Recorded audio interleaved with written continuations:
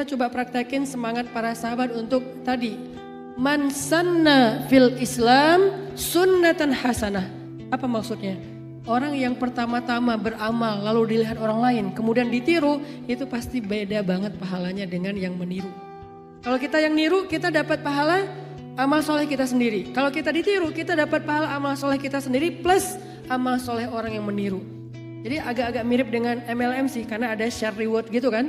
Cuman ini MLM pahala.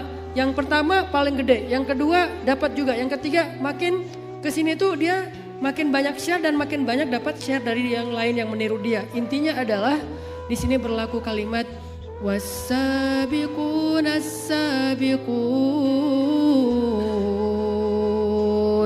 ulaikal muqarrabun. Apa artinya? Tahu nggak kenapa ada dua kata sabikun di surat Al-Waqiah itu? Was-sabiqun as-sabiqun. Kenapa ada sabikun? Maksudnya was-sabiquna fid dunya fahumus sabiquna fil akhirah.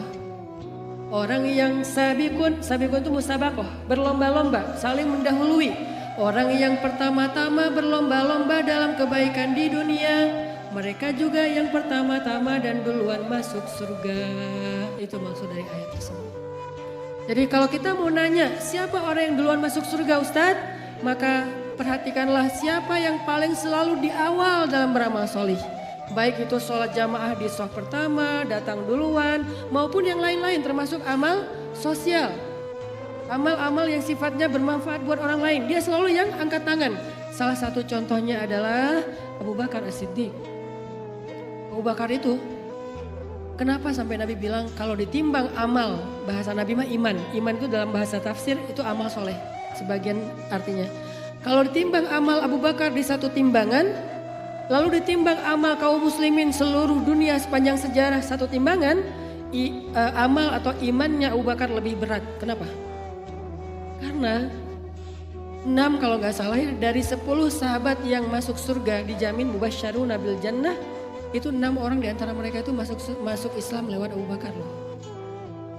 Abu Bakar yang ngajak mereka masuk Islam. Sehingga salah satu contohnya siapa?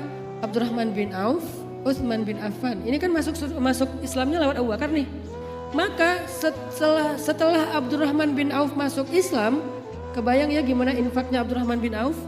Maka pahala infak itu semua juga sama mengalir kepada Abu Bakar As-Siddiq. Gimana Abdurrahman mau nyaingin Abu Bakar? Gak bisa. Belum lagi Utsman tuh kalau ngasih itu gak tanggung-tanggung. Sekali dia bersedekah, angkanya kalau kita konversi ke rupiah itu 10 miliar. Sekali ngasih itu 10 miliar dan itu receh buat Utsman. Di belakang masih nggak tahu, nggak kehitung, udah males ngitung kayak gitu-gitu. Sampai Abdurrahman bin Auf itu ya nangis gara-gara terlalu kaya. Coba. Kalau kita nangis miskin, dia nangis kaya. Abdurrahman, lu kenapa nangis? Iya nih kaya banget. Kalau kita, aduh gimana ya, nggak bisa makan, nggak punya ini, nggak punya pulsa, nangis. Dia mah, aduh pulsa gue kebanyakan nih, unlimited gitu. Atau Abdurrahman bin Auf, dia saking kayanya Abdurrahman bin Auf ketika beliau ngasih hadiah buat istri-istri Nabi setelah Rasulullah wafat. Kenapa dikasih hadiah? Soalnya kan istri Nabi itu ada SOP Nabi kan. SOP Nabi itu apa? Gak boleh istrinya menikah lagi setelah Nabi wafat. Karena istri Nabi kedudukannya sebagai ibunya kaum muslimin. Masa kita mau nikahin ibu sendiri? Gak boleh kan? Nah akhirnya karena Nabi udah wafat gak ada yang nafkahin istri-istri beliau. Abdurrahman berinisiatif ngasih hadiah buat istri-istri Nabi.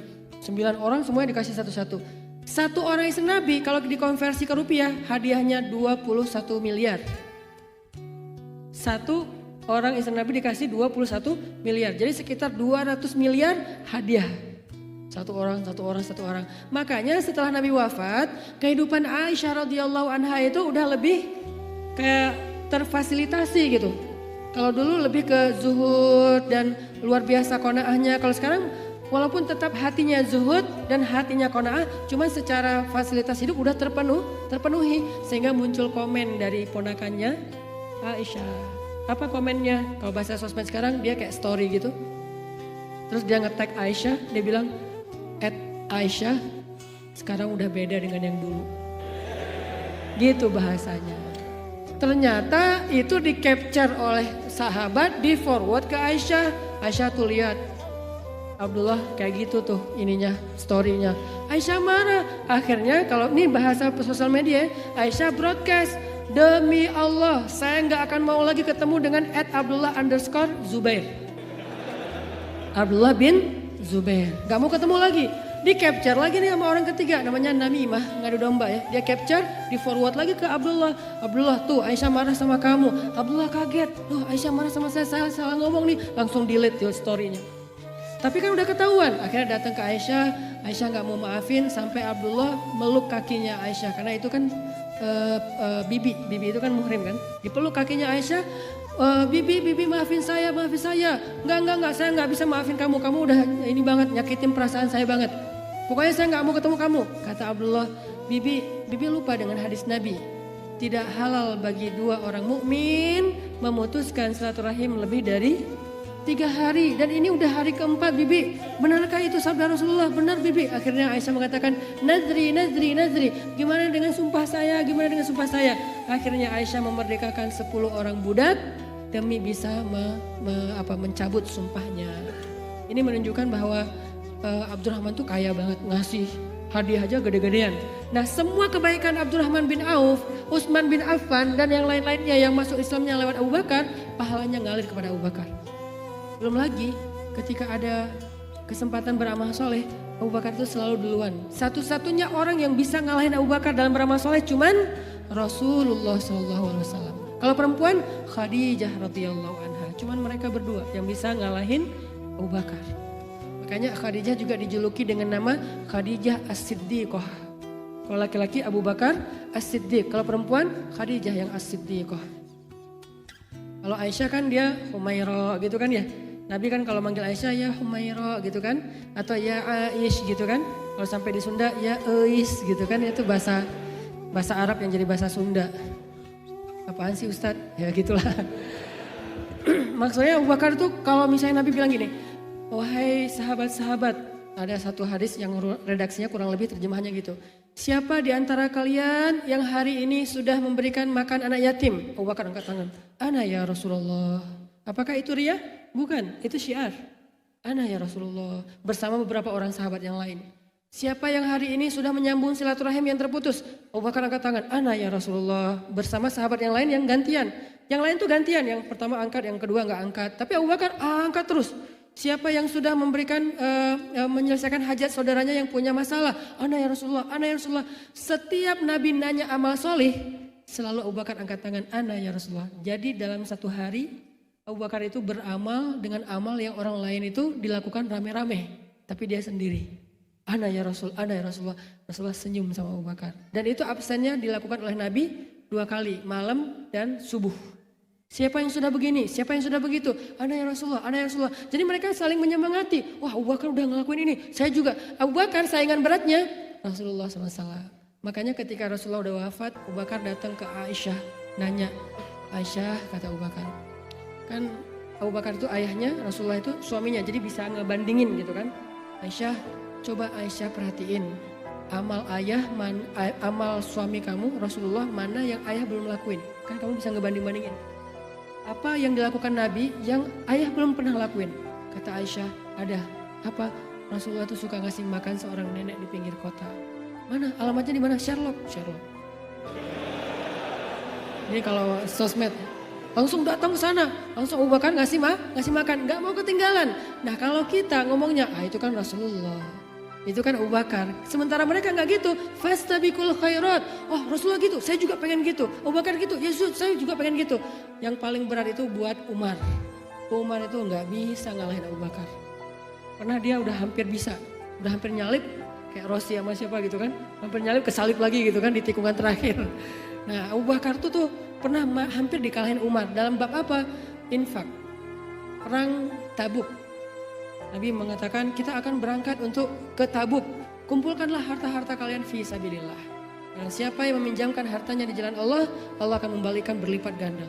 Pulang sahabat, pulang. Datang-datang Umar bawa harta yang sangat banyak. Nabi mengatakan, ya Umar, berapa yang kau berikan? Setengah dari harta saya Rasulullah. Setengahnya tuh banyak banget. ada onta, ada kuda. By the way, onta perang itu harganya mahal loh. Harganya sama kayak Ford Raptor lah. Double cabin gitu kan. Berapa Ustaz? 2 miliar sekian. Itu satu onta. Namanya rohilatan. Onta perang. Kalau onta sembelih namanya onta potong. Bukan ayam doang yang potong. Onta juga ada. Onta potong yang disembelih pas musim haji itu harganya cuma 40-50 juta. Nah onta yang diberikan sahabat itu rahilah, satu ekornya 2 miliaran. Dan Umar datang bawa beberapa onta, satu kuda, tahuan sendiri kan. Kuda perang berapa harganya, itu datang. Berapa wahai Umar? Setengah dari harta saya Rasulullah. Beres didoain sama Nabi, dari jauh kedatangan Abu Bakar. Abu Bakar cuma bawa, gak terlalu banyak, gak sebanyak Umar.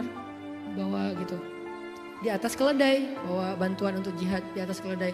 Umar ngeliat Abu Bakar, wah kali ini saya bisa ngalahin Abu Bakar nih. Itu semangat mereka. Was-sabiquna as-sabiqun wasari'u ila magfiratin min rabbikum fastabiqul khairat, berlomba-lomba dalam kebaikan. Wah, bisa ngalahin Abu Bakar nih. Senang nih Umar nih. Datang Abu Bakar, ya Rasulullah, ini yang bisa saya berikan fi sabilillah. Rasulullah nanya, berapa yang kau berikan wahai Abu Bakar? Kata Abu Bakar, ini sudah seluruh harta yang saya miliki ya Rasulullah.